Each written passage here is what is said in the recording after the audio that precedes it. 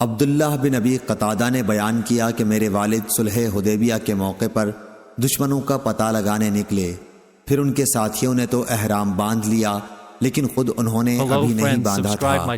اصل میں نبی کریم صلی اللہ علیہ وسلم کو کسی نے یہ اطلاع دی تھی کہ مقام غیقہ میں دشمن آپ کی طاق میں ہے، اس لیے نبی صلی اللہ علیہ وسلم نے ابو قتادہ اور چند صحابہ رضی اللہ عنہم کو ان کی تلاش میں روانہ کیا۔ میرے والد ابو قتادہ اپنے ساتھیوں کے ساتھ تھے کہ یہ لوگ ایک دوسرے کو دیکھ کر ہنسنے لگے۔ میرے والد نے بیان کیا کہ میں نے جو نظر اٹھائی تو دیکھا کہ ایک جنگلی گدھا سامنے ہے۔ میں اس پر جھپٹا اور نیزے سے اسے ٹھنڈا کر دیا۔ میں نے اپنے ساتھیوں کی مدد چاہی تھی لیکن انہوں نے انکار کر دیا تھا۔ پھر ہم نے گوشت کھایا۔ اب ہمیں یہ ڈر ہوا کہ کہیں رسول اللہ صلی اللہ علیہ وسلم سے دور نہ رہ جائیں، چنانچہ میں نے آپ صلی اللہ علیہ وسلم کو تلاش کرنا شروع کر دیا، کبھی اپنے گھوڑے کو تیز کر دیتا اور کبھی آہستہ۔ آخر رات گئے بنو غفار کے ایک شخص سے ملاقات ہو گئی۔ میں نے پوچھا کہ رسول اللہ صلی اللہ علیہ وسلم کہاں ہیں؟ انہوں نے بتایا کہ جب میں آپ سے جدا ہوا تو آپ مقام تعامن میں تھے اور آپ کا ارادہ تھا کہ مقام سقیہ میں پہنچ کر دوپہر کا آرام کریں گے۔ غرض میں حضرت صلی اللہ علیہ وسلم کی خدمت میں حاضر ہو گیا اور میں نے عرض کی، یا رسول اللہ، آپ کے اصحاب آپ پر سلام اور اللہ کی رحمت بھیجتے ہیں صلی اللہ علیہ وسلم۔ انہیں یہ ڈر ہے کہ کہیں وہ بہت پیچھے نہ رہ جائیں، اس لیے آپ ٹھہر کر ان کا انتظار کریں۔ پھر میں نے کہا، یا رسول اللہ، میں نے ایک جنگلی گدھا شکار کیا تھا اور اس کا کچھ بچا ہوا گوشت اب بھی میرے پاس موجود ہے۔ آپ صلی اللہ علیہ وسلم نے لوگوں سے کھانے کے لیے فرمایا، حالانکہ وہ سب احرام باندھے ہوئے تھے۔ صحیح بخاری حدیث نمبر 1821۔ علی بن مبارک نے بیان کیا، ان سے یحییٰ بن ابی کثیر نے، ان سے عبداللہ بن ابی قتادہ نے کہ ان سے ان کے باپ نے بیان کیا، انہوں نے کہا کہ ہم صلح حدیبیہ کے موقع پر نبی کریم صلی اللہ علیہ وسلم کے ساتھ چلے۔ ان کے ساتھیوں نے تو احرام باندھ لیا تھا لیکن ان کا بیان تھا کہ میں نے احرام نہیں باندھا تھا۔ ہمیں غیقہ میں دشمن کے موجود ہونے کی اطلاع ملی، اس لیے ہم ان کی تلاش میں نبی کریم صلی اللہ علیہ وسلم کے حکم کے مطابق نکلے۔ پھر میرے ساتھیوں نے گور خر دیکھا اور ایک دوسرے کو دیکھ کر ہنسنے لگے۔ میں نے جو نظر اٹھائی تو اسے دیکھ لیا، گھوڑے پر سوار ہو کر اس پر جھپٹا اور اسے زخمی کر کے ٹھنڈا کر دیا۔ میں نے اپنے ساتھیوں سے کچھ امداد چاہی لیکن انہوں نے انکار کر دیا۔ پھر ہم سب نے اسے کھایا اور اس کے بعد میں رسول اللہ صلی اللہ علیہ وسلم کی خدمت میں حاضر ہوا۔ پہلے ہمیں ڈر ہوا کہ کہیں ہم حضور صلی اللہ علیہ وسلم سے دور نہ رہ جائیں، اس لیے میں کبھی اپنا گھوڑا تیز کر دیتا اور کبھی آہستہ۔ آخر میری ملاقات ایک بنی غفار کے آدمی سے آدھی رات میں ہوئی۔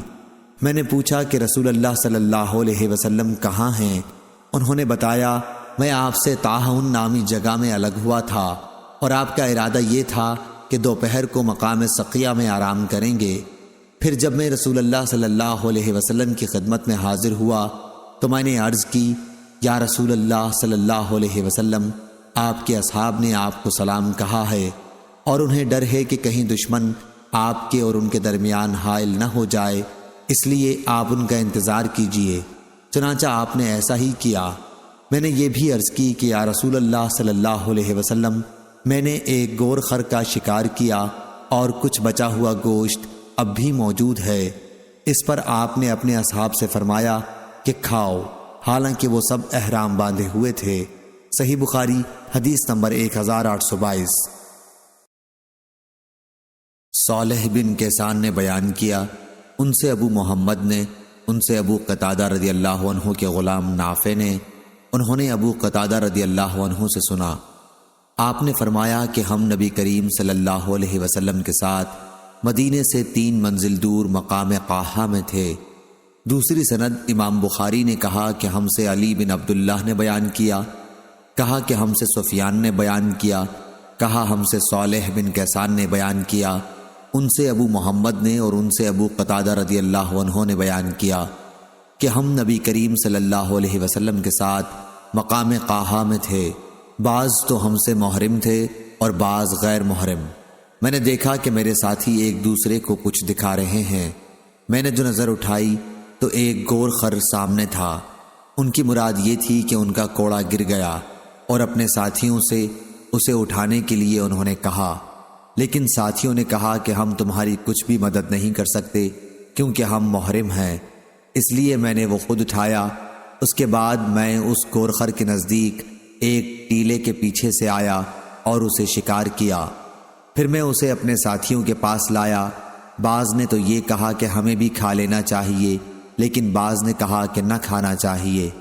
پھر نبی کریم صلی اللہ علیہ وسلم کی خدمت میں آیا۔ آپ صلی اللہ علیہ وسلم ہم سے آگے تھے۔ میں نے آپ سے مسئلہ پوچھا تو آپ صلی اللہ علیہ وسلم نے بتایا کہ کھا لو، یہ حلال ہے۔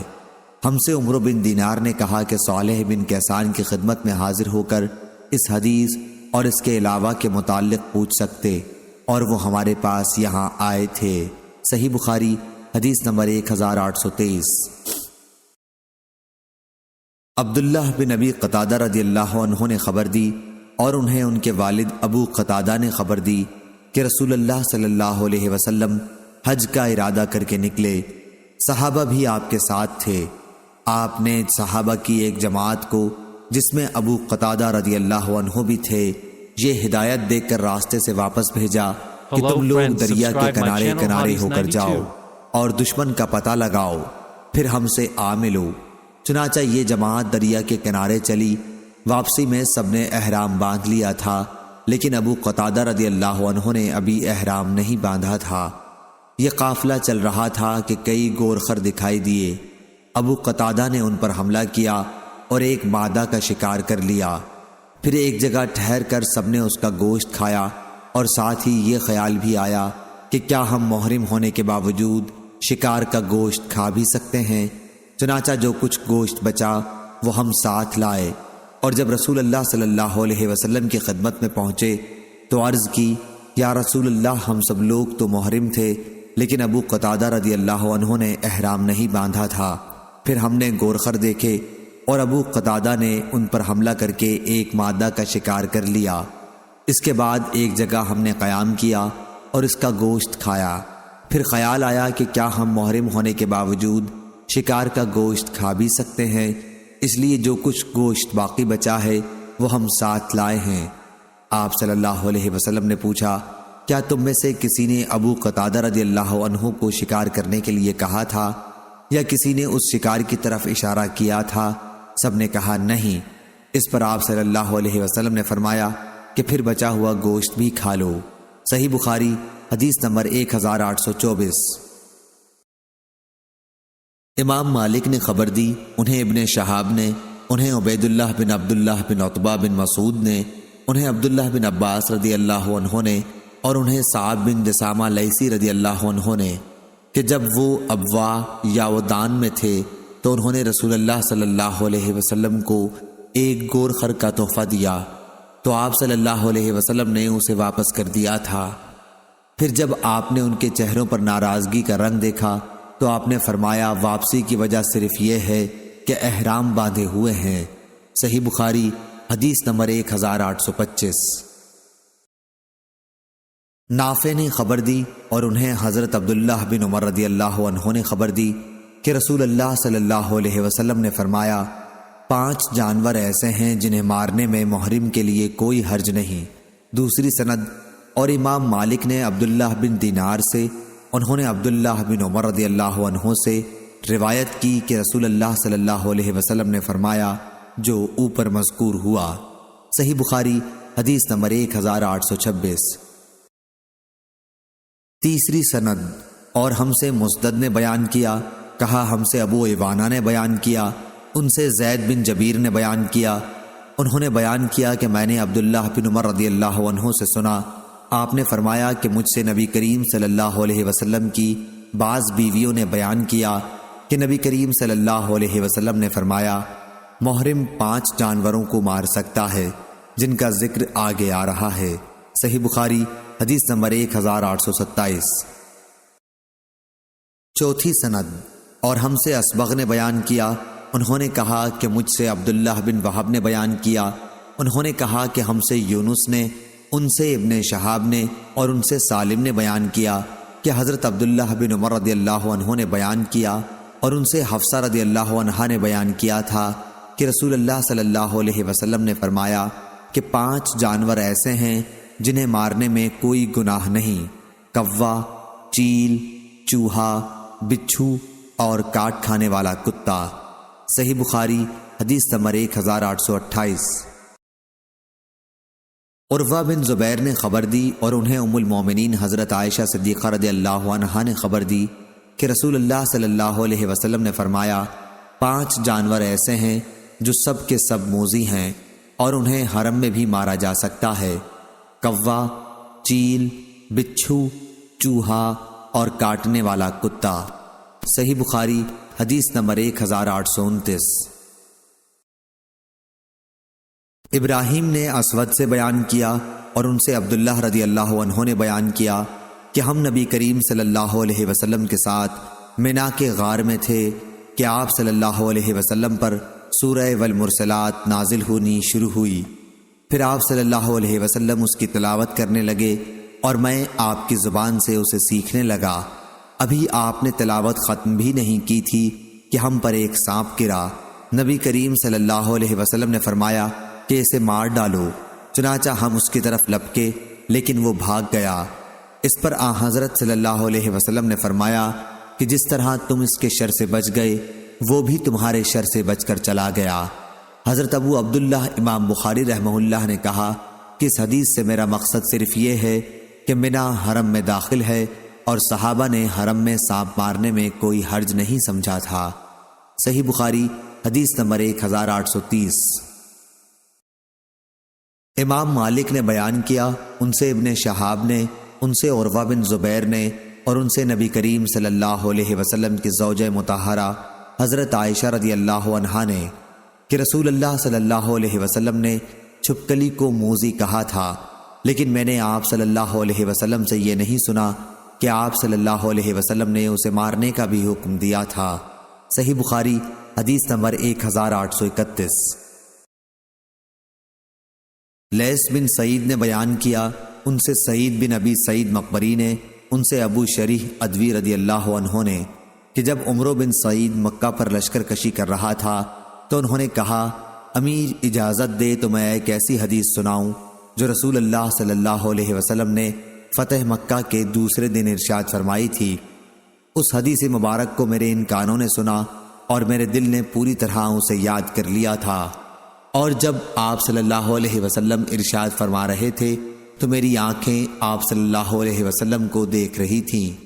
آپ نے اللہ کی حمد اور اس کی ثنا بیان کی، پھر فرمایا کہ مکے کی حرمت اللہ نے قائم کی ہے، لوگوں نے نہیں، اس لیے کسی ایسے شخص کے لیے جو اللہ اور یوم آخرت پر ایمان رکھتا ہو یہ جائز اور حلال نہیں کہ یہاں خون بہائے اور کوئی یہاں کا ایک درخت بھی کاٹے۔ لیکن اگر کوئی شخص رسول اللہ صلی اللہ علیہ وسلم کے قتال فتح مکہ کے موقع پر سے اس کا جواز نکالے تو اس سے یہ کہہ دو کہ رسول اللہ صلی اللہ علیہ وسلم کو اللہ نے اجازت دی تھی لیکن تمہیں اجازت نہیں ہے، اور مجھے بھی تھوڑی سی دیر کے لیے اجازت ملی تھی، پھر دوبارہ آج اس کی حرمت ایسی ہی قائم ہو گئی جیسے پہلے تھی۔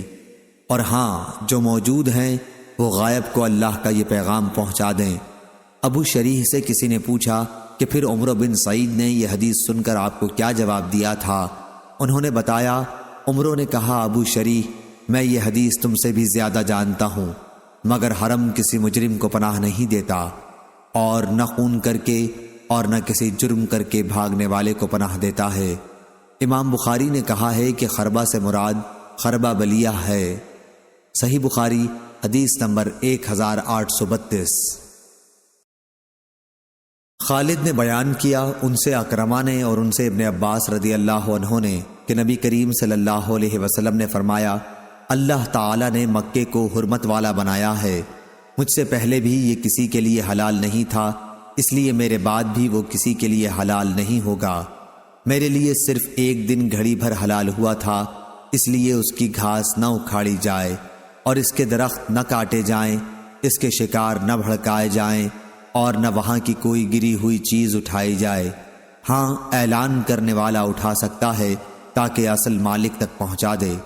حضرت عباس رضی اللہ عنہ نے کہا، یا رسول اللہ صلی اللہ علیہ وسلم، اذخر کی اجازت دیجیے، کیونکہ یہ ہمارے سناروں اور ہمارے قبروں کے لیے کام آتی ہے۔ آپ صلی اللہ علیہ وسلم نے فرمایا کہ اذخر کی اجازت ہے۔ خالد نے روایت کیا کہ اکرمہ رحمہ اللہ نے فرمایا کہ تم جانتے ہو کہ شکار کو نہ بھڑکانے سے کیا مراد ہے؟ اس کا مطلب یہ ہے کہ اگر کہیں کوئی جانور سائے میں بیٹھا ہوا ہے تو اسے سائے سے بھگا کر خود وہاں قیام نہ کرے۔ صحیح بخاری حدیث نمبر 1833۔ جریر نے بیان کیا، ان سے منصور نے، ان سے مجاہد نے، ان سے طاؤس نے اور ان سے ابن عباس رضی اللہ عنہ نے بیان کیا کہ رسول اللہ صلی اللہ علیہ وسلم نے فتح مکہ کے دن فتح مکہ کے دن فرمایا، اب ہجرت فرض نہیں رہی، لیکن اچھی نیت اور جہاد اب بھی باقی ہے، اس لیے جب تمہیں جہاد کے لیے بلایا جائے تو تیار ہو جانا۔ اس شہر مکے کو اللہ تعالیٰ نے اسی دن حرمت عطا کی تھی جس دن اس نے آسمان اور زمین پیدا کیے، اس لیے یہ اللہ کی مقرر کی ہوئی حرمت کی وجہ سے محترم ہے۔ یہاں کسی کے لیے بھی مجھ سے پہلے لڑائی جائز نہیں تھی، اور مجھے بھی صرف ایک دن گھڑی بھر کے لیے فتح مکہ کے دن اجازت ملی تھی۔ اب ہمیشہ یہ شہر اللہ کی قائم کی ہوئی حرمت کی وجہ سے قیامت تک کے لیے حرمت والا ہے، پس اس کا کانٹا کاٹا جائے، نہ اس کے شکار ہانکے جائیں، اور اس شخص کے سوا جو اعلان کرنے کا ارادہ رکھتا ہو کوئی یہاں کی گری ہوئی چیز نہ اٹھائے اور نہ یہاں کی گھاس اکھاڑی جائے۔ عباس رضی اللہ عنہ نے کہا، یا رسول اللہ صلی اللہ علیہ وسلم، اذخر ایک گھاس کی اجازت تو دے دیجیے، کیونکہ یہاں یہ کاریگروں اور گھروں کے لیے ضروری ہے۔ تو آپ صلی اللہ علیہ وسلم نے فرمایا کہ اذخر کی اجازت ہے۔ صحیح بخاری حدیث نمبر 1834۔ عمرو بن دینار نے بیان کیا، پہلی بات میں جو عطا بن ابی رباح سے سنی تھی، انہوں نے بیان کیا کہ میں نے عبداللہ بن عباس رضی اللہ عنہ سے سنا، وہ کہہ رہے تھے کہ رسول اللہ صلی اللہ علیہ وسلم جب محرم تھے اس وقت آپ نے پچھنا لگوایا تھا۔ پھر میں نے انہیں یہ کہتے سنا کہ مجھ سے ابن عباس رضی اللہ عنہ سے طاؤس نے یہ حدیث بیان کی تھی۔ اس سے میں نے یہ سمجھا کہ شاید انہوں نے ان دونوں حضرات سے یہ حدیث سنی ہوگی۔ متکلم عمرو ہیں اور دونوں حضرات سے مراد عطا اور طاؤس رحمہ اللہ ہیں۔ صحیح بخاری حدیث نمبر 1835۔ سلیمان بن بلال نے بیان کیا، ان سے علقمہ بن ابی علقمہ نے، ان سے عبد الرحمن ایرج نے اور ان سے ابن بحینہ رضی اللہ عنہ نے بیان کیا کہ نبی کریم صلی اللہ علیہ وسلم نے جب کہ آپ محرم تھے اپنے سر کے بیچ میں مقام لہی جمل میں پچھنا لگوا دیا تھا۔ صحیح بخاری حدیث نمبر 1836۔ عطا بن ابی رباح نے بیان کیا اور ان سے ابن عباس رضی اللہ عنہ نے بیان کیا کہ رسول اللہ صلی اللہ علیہ وسلم نے جب میمونہ رضی اللہ عنہ سے نکاح کیا تو آپ محرم تھے۔ صحیح بخاری حدیث نمبر 1837۔ حضرت عبداللہ بن عمر رضی اللہ عنہ نے بیان کیا کہ ایک شخص نے کھڑے ہو کر پوچھا، یا رسول اللہ صلی اللہ علیہ وسلم، حالت احرام میں ہمیں کون سے کپڑے پہننے کی اجازت دیتے ہیں؟ تو نبی کریم صلی اللہ علیہ وسلم نے فرمایا کہ نہ قمیص پہنو، نہ پجامے، نہ عمامے اور نہ برنس۔ اگر کسی کے پاس جوتے نہ ہوں تو موزوں کو ٹخنوں کے نیچے سے کاٹ کر پہن لے۔ اسی طرح کوئی ایسا لباس نہ پہنو جس میں زعفران یا ورس لگا ہوا ہو۔ احرام کی حالت میں عورتیں منہ پر نقاب نہ ڈالیں اور دستانے بھی نہ پہنیں۔ لیس کے ساتھ اس روایت کی مطابقت موسیٰ بن عقبہ اور اسماعیل بن ابراہیم بن عقبہ اور جویریہ اور ابن اسحاق نے نقاب اور دستانوں کے ذکر کے سلسلے میں کی ہے۔ عبید اللہ رحمہ اللہ نے ولا ورس کا لفظ بیان کیا، وہ کہتے تھے کہ احرام کی حالت میں عورت منہ پر نقاب نہ ڈالے اور نہ دستانے استعمال کرے۔ اور امام مالک نے نافع سے بیان کیا اور انہوں نے حضرت عبداللہ بن عمر رضی اللہ عنہ سے بیان کیا کہ احرام کی حالت میں عورت نقاب نہ ڈالے۔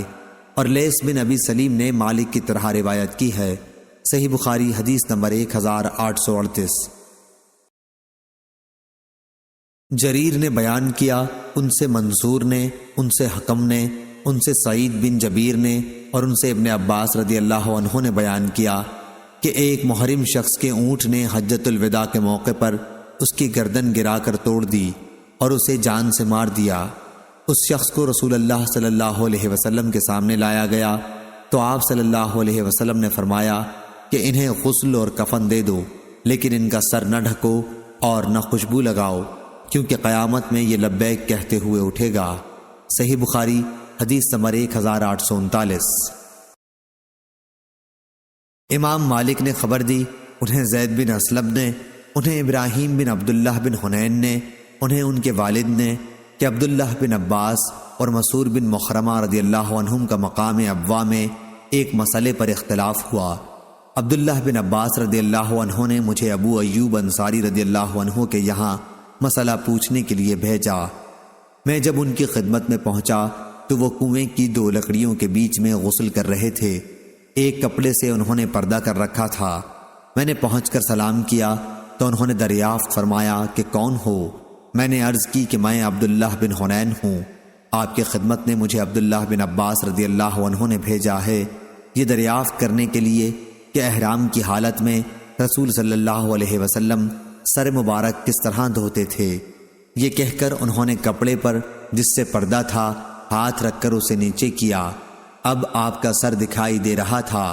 جو شخص ان کے بدن پر پانی ڈال رہا تھا اس سے انہوں نے پانی ڈالنے کے لیے کہا۔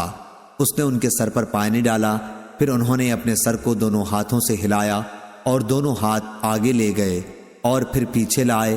فرمایا کہ میں نے رسول اللہ صلی اللہ علیہ وسلم کو احرام کی حالت میں اسی طرح کرتے دیکھا تھا۔ صحیح بخاری حدیث نمبر 1840۔ عمرو بن دینار نے خبر دی، انہوں نے جابر بن زید سے سنا، انہوں نے حضرت عبداللہ بن عباس رضی اللہ عنہ سے سنا۔ آپ نے کہا کہ میں نے رسول کریم صلی اللہ علیہ وسلم کو عرفات میں خطبہ دیتے سنا تھا کہ جس کے پاس احرام میں جوتے نہ ہوں وہ موزے پہن لے، اور جس کے پاس تہبند نہ ہو وہ پجامہ پہن لے۔ صحیح بخاری حدیث نمبر 1841۔ ابن شہاب نے بیان کیا، ان سے سالم نے اور ان سے حضرت عبداللہ بن عمر رضی اللہ عنہ نے بیان کیا کہ رسول کریم صلی اللہ علیہ وسلم سے پوچھا گیا کہ محرم کون سے کپڑے پہن سکتا ہے؟ آپ صلی اللہ علیہ وسلم نے فرمایا کہ قمیص، عمامہ، پاجامہ اور برنس، کنٹوپ یا باران کوٹ نہ پہنے، اور نہ کوئی ایسا کپڑا پہنے جس میں زعفران یا ورس لگی ہو، اور اگر جوتیاں نہ ہوں تو موزے پہن لے، البتہ اس طرح کاٹ لے کہ ٹخنوں سے نیچے ہو جائیں۔ صحیح بخاری حدیث نمبر 1842۔ عمرو بن دینار نے بیان کیا، ان سے جابر بن زید نے اور ان سے ابن عباس رضی اللہ عنہ نے بیان کیا کہ نبی کریم صلی اللہ علیہ وسلم نے ہم کو میدان عرفات میں وعظ سنایا۔ اس میں آپ صلی اللہ علیہ وسلم نے فرمایا کہ اگر کسی کو احرام کے لیے تہبند نہ ملے تو وہ پاجامہ پہن لے، اور اگر کسی کو جوتے نہ ملیں تو وہ موزے پہن لے۔ صحیح بخاری حدیث نمبر 1843۔ عبید اللہ بن موصلی نے بیان کیا، انہوں نے کہا کہ ہم سے اسرائیل نے، انہوں نے کہا کہ ہم سے ابو اسحاق نے بیان کیا، اور ان سے برا رضی اللہ عنہ نے بیان کیا کہ نبی کریم صلی اللہ علیہ وسلم نے ذی قعدہ میں عمرہ کیا تو مکے والوں نے آپ کو مکے میں داخل ہونے سے روک دیا۔ پھر ان سے اس شرط پر صلح ہوئی کہ ہتھیار نیام میں ڈال کر مکے میں داخل ہوں گے۔ صحیح بخاری حدیث نمبر 1844۔ وہیب نے بیان کیا، ان سے عبداللہ بن طاؤس نے، ان سے ان کے باپ نے، ان سے عبداللہ بن عباس رضی اللہ عنہ نے کہ نبی کریم صلی اللہ علیہ وسلم نے مدینہ والوں کے لیے ذوالحلیفہ کو میقات بنایا، نجد والوں کے لیے قرن منازل کو اور یمن والوں کے لیے یلملم کو۔ یہ میقات ان ملکوں کے باشندوں کے لیے ہے اور دوسرے ان تمام ملکوں کے لیے بھی جو ان ملکوں سے ہو کر مکہ آئیں اور حج اور عمرے کا بھی ارادہ رکھتے ہوں، لیکن جو لوگ ان حدود کے اندر ہوں تو ان کی میقات وہی جگہ ہے جہاں سے وہ اپنا سفر شروع کریں، یہاں تک کہ مکہ والوں کی میقات مکہ ہی ہے۔ صحیح بخاری حدیث نمبر 1845۔ امام مالک نے خبر دی، انہیں ابن شہاب زہری نے اور انہیں انس بن مالک رضی اللہ عنہ نے آ کر خبر دی کہ فتح مکہ کے دن رسول کریم صلی اللہ علیہ وسلم جب مکہ میں داخل ہوئے تو آپ کے سر پر خود تھا۔ جس وقت آپ صلی اللہ علیہ وسلم نے اتارا تو ایک شخص نے خبر دی کہ ابن قتل کعبہ کے پردوں سے لٹک رہا ہے۔ آپ صلی اللہ علیہ وسلم نے فرمایا کہ اسے قتل کر دو۔ صحیح بخاری حدیث نمبر 1846۔ صفوان بن یعلی نے بیان کیا، ان سے ان کے والد نے کہ میں رسول اللہ صلی اللہ علیہ وسلم کے ساتھ تھا کہ آپ کی خدمت میں ایک شخص جو جبہ پہنے ہوئے تھا حاضر ہوا اور اس پر زردی یا اسی طرح کی کسی خوشبو کا نشان تھا۔ عمر رضی اللہ عنہ مجھ سے کہا کرتے تھے، کیا تم چاہتے ہو کہ جب آن حضرت صلی اللہ علیہ وسلم پر وحی نازل ہونے لگے تو تم آن حضرت صلی اللہ علیہ وسلم کو دیکھ سکو؟ اس وقت آپ پر وحی نازل ہوئی، پھر وہ حالت جاتی رہی، پھر آپ نے فرمایا کہ جس طرح اپنے حج میں کرتے ہو اسی طرح عمرے میں بھی کرو۔ صحیح بخاری حدیث نمبر 1847۔ ایک شخص نے دوسرے شخص کے ہاتھ میں دانت سے کاٹا تھا، دوسرے نے جو اپنا ہاتھ کھینچا تو اس کا دانت اکھڑ گیا۔ نبی کریم صلی اللہ علیہ وسلم نے اس کا کوئی بدلہ نہیں دلوایا۔ صحیح بخاری حدیث نمبر 1848۔ سعید بن جبیر نے بیان کیا اور ان سے حضرت عبداللہ بن عباس رضی اللہ عنہ نے کہا کہ میدان عرفات میں ایک شخص نبی کریم صلی اللہ علیہ وسلم کے ساتھ ٹھہرا ہوا تھا کہ اپنی اونٹنی سے گر پڑا اور اس اونٹنی نے اس کی گردن توڑ ڈالی۔ نبی کریم صلی اللہ علیہ وسلم نے فرمایا کہ پانی اور بیری کے پتوں سے اسے غسل دو اور احرام ہی کے 2 کپڑوں کا کفن دو، لیکن خوشبو نہ لگانا، نہ اس کا سر چھپانا، کیونکہ اللہ تعالیٰ قیامت میں اسے لبیک کہتے اٹھائے گا۔ صحیح بخاری حدیث نمبر 1849۔ سعید بن جبیر نے بیان کیا اور ان سے حضرت عبداللہ بن عباس رضی اللہ عنہ نے کہ ایک شخص نبی کریم صلی اللہ علیہ وسلم کے ساتھ عرفات میں ٹھہرا ہوا تھا کہ اپنی اونٹنی سے گر پڑا اور اس نے اس کی گردن توڑ دی، تو نبی کریم صلی اللہ علیہ وسلم نے فرمایا کہ اسے پانی اور بیری سے غسل دے کر 2 کپڑوں احرام والوں ہی میں کفنا دو، لیکن خوشبو نہ لگانا، نہ سر چھپانا اور نہ حنوط لگانا، کیونکہ اللہ تعالیٰ قیامت میں اسے لبیک پکارتے ہوئے اٹھائے گا۔ صحیح بخاری حدیث نمبر 1850۔ سعید بن جبیر نے خبر دی اور انہیں ابن عباس رضی اللہ عنہ نے کہ ایک شخص نبی کریم صلی اللہ علیہ وسلم کے ساتھ میدان عرفات میں تھا کہ اس کے اونٹ نے گرا کر اس کی گردن توڑ دی۔ وہ شخص محرم تھا اور مر گیا۔ نبی کریم صلی اللہ علیہ وسلم نے یہ ہدایت دی کہ اسے پانی اور بیری کا غسل اور احرام کے 2 کپڑوں کا کفن دیا جائے، البتہ اس کو خوشبو نہ لگاؤ، نہ اس کا سر چھپاؤ، کیونکہ قیامت کے دن وہ لبیک کہتا ہوا اٹھے گا۔ صحیح بخاری حدیث نمبر 1851۔ ابو ایوانہ وضاح یشکری نے بیان کیا، ان سے ابو بشر جعفر بن عیاس نے، ان سے سعید بن جبیر نے اور ان سے ابن عباس رضی اللہ عنہ نے کہ قبیلہ جہینہ کی ایک عورت نبی کریم صلی اللہ علیہ وسلم کی خدمت میں حاضر ہوئی اور کہا، میری والدہ نے حج کی منت مانی تھی لیکن وہ حج نہ کر سکیں اور ان کا انتقال ہو گیا، تو کیا میں ان کی طرف سے حج کر سکتی ہوں؟ حضرت صلی اللہ علیہ وسلم نے فرمایا کہ ہاں، ان کی طرف سے تو حج کر۔ کیا تمہاری ماں پر قرض ہوتا تو تم اسے ادا نہ کرتی؟ اللہ تعالیٰ کا قرضہ تو اس کا سب سے زیادہ مستحق ہے کہ اسے پورا کیا جائے، پس اللہ تعالیٰ کا قرض ادا کرنا بہت ضروری ہے۔ صحیح بخاری حدیث نمبر 1852۔ ابو عاصم نے ابن جریر سے بیان کیا، انہوں نے کہا، ان سے ابن شہاب نے، ان سے سلیمان بن یسار نے، ان سے عبداللہ بن عباس رضی اللہ عنہ نے اور ان سے فضل بن عباس رضی اللہ عنہ نے۔ دوسری سند سے امام بخاری نے کہا، ہم سے موسیٰ بن اسماعیل نے بیان کیا، کہا کہ ہم سے عبدالعزیز بن ابی سلمہ نے بیان کیا، کہا ہم سے ابن شہاب ظاہری نے بیان کیا، ان سے سلیمان بن یسار نے اور ان سے ابن عباس رضی اللہ عنہ نے کہ حجۃ الوداع کے موقع پر قبیلہ خشم کی ایک عورت آئی اور عرض کی یا رسول اللہ صلی اللہ علیہ وسلم، اللہ تعالیٰ کی طرف سے فریضہ حج جو اس کے بندوں پر ہے، اس نے میرے بوڑھے باپ کو بھی پا لیا ہے کہ وہ سواری پر بھی بیٹھ سکیں، تو کیا میں ان کی طرف سے حج کر لوں تو ان کا حج ادا ہو جائے گا؟ آپ صلی اللہ علیہ وسلم نے فرمایا کہ ہاں۔ صحیح بخاری حدیث نمبر 1853 1854۔ ابو عاصم نے ابن جریر سے بیان کیا، انہوں نے کہا ان سے ابن شہاب نے، ان سے سلیمان بن یسار نے، ان سے عبداللہ بن عباس رضی اللہ عنہ نے، اور ان سے فضل بن عباس رضی اللہ عنہ نے۔ دوسری سند سے امام بخاری نے کہا ہم سے موسیٰ بن اسماعیل نے بیان کیا، کہا کہ ہم سے عبدالعزیز بن ابی سلمہ نے بیان کیا، کہا ہم سے ابن شہاب ظاہری نے بیان کیا، ان سے سلیمان بن یسار نے، اور ان سے ابن عباس رضی اللہ عنہ نے کہ حجۃ الوداع کے موقع پر قبیلہ خشم کی ایک عورت آئی اور عرض کی یا رسول اللہ صلی اللہ علیہ وسلم، اللہ تعالیٰ کی طرف سے فریضہ حج جو اس کے بندوں پر ہے، اس نے میرے بوڑھے باپ کو بھی پا لیا ہے کہ وہ سواری پر بھی بیٹھ سکیں، تو کیا میں ان کی طرف سے حج کر لوں تو ان کا حج ادا ہو جائے گا؟ آپ صلی اللہ علیہ وسلم نے فرمایا کہ ہاں۔ صحیح بخاری حدیث نمبر 1853 1854۔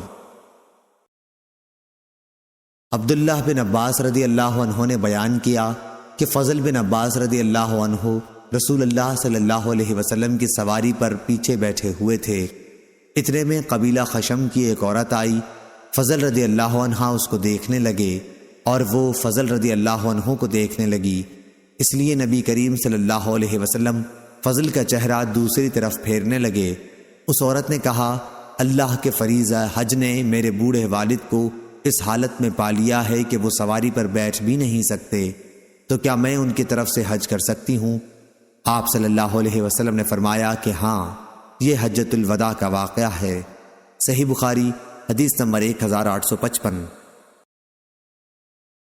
حماد بن زید نے بیان کیا، ان سے عبید اللہ بن ابی یزید رضی اللہ عنہ نے بیان کیا کہ میں نے ابن عباس رضی اللہ عنہ سے سنا، آپ نے فرمایا کہ نبی کریم صلی اللہ علیہ وسلم نے مجھے مزدلفہ کی رات منا میں سامان کے ساتھ آگے بھیج دیا تھا۔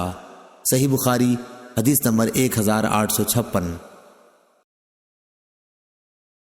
شہاب ظاہری نے بیان کیا، ان سے ان کے چچا نے، انہیں عبید اللہ بن عبداللہ بن عتبہ نے، ان سے ابن عباس رضی اللہ عنہ نے کہا میں اپنی ایک گدھی پر سوار ہو کر مینا میں آیا، اس وقت میں جوانی کے قریب تھا، رسول اللہ صلی اللہ علیہ وسلم مینا میں کھڑے نماز پڑھا رہے تھے، میں پہلی صف کے ایک حصے کے آگے سے ہو کر گزرا، پھر سواری سے نیچے اتر آیا اور اسے چرنے کے لیے چھوڑ دیا، پھر رسول اللہ صلی اللہ علیہ وسلم کے پیچھے لوگوں کے ساتھ صف میں شریک ہو گیا۔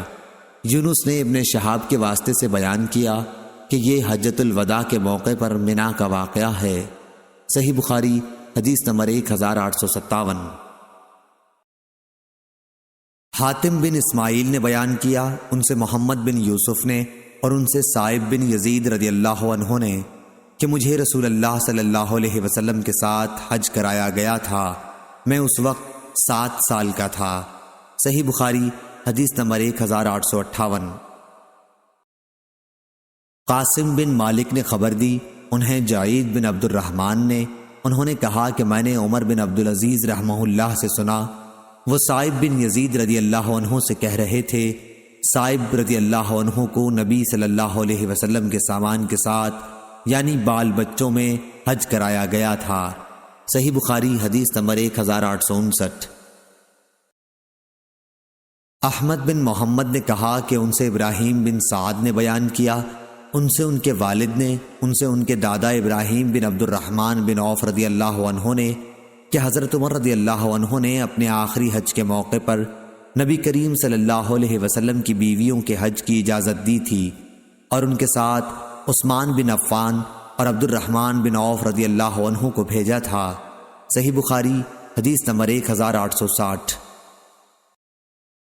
عائشہ بنت طلحہ نے بیان کیا اور ان سے ام المومنین عائشہ رضی اللہ عنہا نے بیان کیا کہ میں نے پوچھا یا رسول اللہ صلی اللہ علیہ وسلم، ہم بھی کیوں نہ آپ صلی اللہ علیہ وسلم کے ساتھ جہاد اور غزووں میں جایا کریں؟ آپ صلی اللہ علیہ وسلم نے فرمایا تم لوگوں کے لیے سب سے عمدہ اور سب سے مناسب جہاد حج ہے، وہ حج جو مقبول ہو۔ حضرت عائشہ رضی اللہ عنہا کہتی تھیں کہ جب سے میں نے رسول اللہ صلی اللہ علیہ وسلم کا یہ ارشاد سن لیا ہے، حج کو میں کبھی چھوڑنے والی نہیں ہوں۔ صحیح بخاری حدیث نمبر 1861۔ عمرو بن دینار نے بیان کیا، ان سے ابن عباس رضی اللہ عنہ کے غلام ابو معبد نے اور ان سے ابن عباس رضی اللہ عنہ نے کہ نبی کریم صلی اللہ علیہ وسلم نے فرمایا کہ کوئی عورت اپنے محرم رشتہ دار کے بغیر سفر نہ کرے اور کوئی شخص کسی عورت کے پاس اس وقت تک نہ جائے جب تک وہاں ذی رحم محرم موجود نہ ہو۔ ایک شخص نے پوچھا، یا رسول اللہ صلی اللہ علیہ وسلم، میں تو فلاں لشکر میں جہاد کے لیے نکلنا چاہتا ہوں، لیکن میری بیوی کا ارادہ حج کا ہے۔ آپ صلی اللہ علیہ وسلم نے فرمایا کہ تو اپنی بیوی کے ساتھ حج کو جا۔ صحیح بخاری حدیث نمبر 1862۔ حبیب معلم نے خبر دی، انہیں عطا بن ابی رباح نے اور ان سے ابن عباس رضی اللہ عنہ نے فرمایا کہ جب رسول اللہ صلی اللہ علیہ وسلم حجۃ الوداع سے واپس ہوئے تو آپ صلی اللہ علیہ وسلم نے ام سنان رضی اللہ عنہا انصاریہ عورت سے دریافت فرمایا کہ تو حج کرنے نہیں گئی؟ انہوں نے عرض کی کہ فلاں کے باپ یعنی میرے خاوند کے پاس 2 اونٹ پانی پلانے کے لیے تھے، ایک پر تو وہ خود حج کو چلے گئے اور دوسرا ہماری زمین سیراب کرتا ہے۔ آپ صلی اللہ علیہ وسلم نے اس پر فرمایا کہ رمضان میں عمرہ کرنا میرے ساتھ حج کرنے کے برابر ہے۔ اس روایت کو ابن جریج نے عطا سے سنا، کہا انہوں نے ابن عباس رضی اللہ عنہ سے سنا، انہوں نے نبی کریم صلی اللہ علیہ وسلم سے، اور عبید اللہ عبد الکریم سے روایت کیا، ان سے عطا نے، ان سے جابر رضی اللہ عنہ نے اور ان سے نبی کریم صلی اللہ علیہ وسلم نے۔ صحیح بخاری حدیث نمبر 1863۔ سلیمان بن حرب نے بیان کیا، کہا کہ ہم سے شعبہ نے، ان سے عبد الملک بن عمیر نے، ان سے زیاد کے غلام قضا نے، انہوں نے بیان کیا کہ میں نے ابو سعید خدری رضی اللہ عنہ سے سنا، جنہوں نے نبی کریم صلی اللہ علیہ وسلم کے ساتھ 12 جہاد کیے تھے۔ وہ کہتے تھے کہ میں نے 4 باتیں نبی کریم صلی اللہ علیہ وسلم سے سنی تھیں، یا یہ کہ وہ یہ 4 باتیں نبی کریم صلی اللہ علیہ وسلم سے نقل کرتے اور کہتے تھے کہ یہ باتیں مجھے انتہائی پسند ہیں، یہ کہ کوئی عورت 2 دن کا سفر اس وقت تک نہ کرے جب تک اس کے ساتھ اس کا شوہر یا کوئی ذو رحم محرم نہ ہو، اور عید الاضحیٰ کے روزے رکھے جائیں، نہ عصر کی نماز کے بعد غروب ہونے سے پہلے اور نہ صبح کی نماز کے بعد سورج نکلنے سے پہلے کوئی نماز پڑھی جائے، اور نہ 3 مساجد کے سوا کسی کے لیے کجاوے باندھے جائیں، مسجد حرام، میری مسجد اور مسجد اقصیٰ۔ صحیح بخاری حدیث نمبر 1864۔ مروان فزاری نے خبر دی، انہیں حمید طویل نے، انہوں نے بیان کیا کہ مجھ سے ثابت نے بیان کیا اور ان سے انس رضی اللہ عنہ نے کہ نبی کریم صلی اللہ علیہ وسلم نے ایک بوڑھے شخص کو دیکھا جو اپنے 2 بیٹوں کا سہارا لیے چل رہا ہے۔ آپ صلی اللہ علیہ وسلم نے پوچھا، ان صاحب کا کیا حال ہے؟ لوگوں نے بتایا کہ انہوں نے کعبے کو پیدل چلنے کی منت مانی ہے۔ آپ صلی اللہ علیہ وسلم نے فرمایا کہ اللہ تعالیٰ اس سے بے نیاز ہے کہ یہ اپنے کو تکلیف میں ڈالیں۔ پھر آپ نے انہیں سوار ہونے کا حکم دیا۔ صحیح بخاری حدیث نمبر 1865۔ عقبہ بن عامر رضی اللہ عنہ نے بیان کیا، میری بہن نے منت مانی تھی کہ بیت اللہ تک وہ پیدل جائیں گی۔ پھر انہوں نے مجھ سے کہا کہ تم اس کے متعلق رسول اللہ صلی اللہ علیہ وسلم سے بھی پوچھ لو۔ چنانچہ میں نے آپ صلی اللہ علیہ وسلم سے پوچھا تو آپ صلی اللہ علیہ وسلم نے فرمایا کہ وہ پیدل چلیں اور سوار بھی ہو جائیں۔ یزید نے کہا، ابو الخیر ہمیشہ عقبہ رضی اللہ عنہ کے ساتھ رہتے تھے۔ صحیح بخاری حدیث نمبر 1866۔